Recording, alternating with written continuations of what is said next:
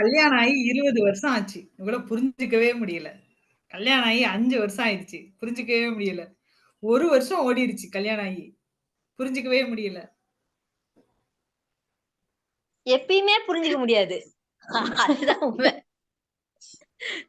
Okay. 20 வருஷம் 50 வருஷம் ஆனாலும் புரிஞ்சுக்க முடியாது.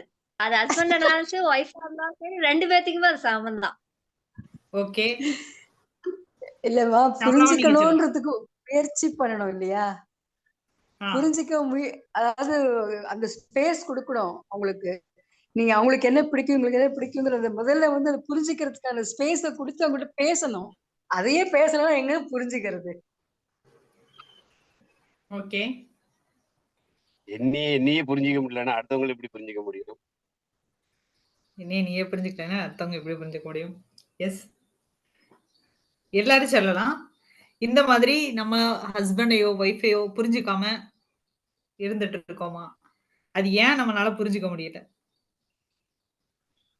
18 வருஷம் ஆகுது கல்யாணம் ஆகி. இப்பதான் கொஞ்சம் கொஞ்சமா புரிஞ்சிட்டு இருக்கேன். Okay, super. மேகலா சொல்லலாம். Yes ma'am. நான் என்ன நினைக்கிறேன்னா, மேரேஜ் ஆயிட்டு அப்படின்னாலே ஒரு கமிட்மெண்ட்டுக்குள்ள வந்துட்டோம். அடுத்து நெக்ஸ்ட் என்ன லைஃபை எப்படி கொண்டுட்டு போகணும் அப்படிங்கறதுல மட்டுமே ஃபோக்கஸ் பண்ணி 2 பேருமே இருக்காங்க.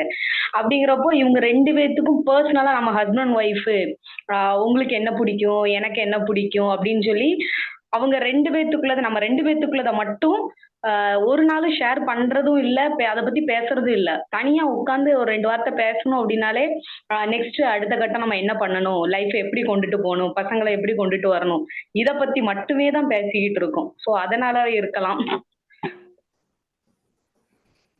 ஓகே.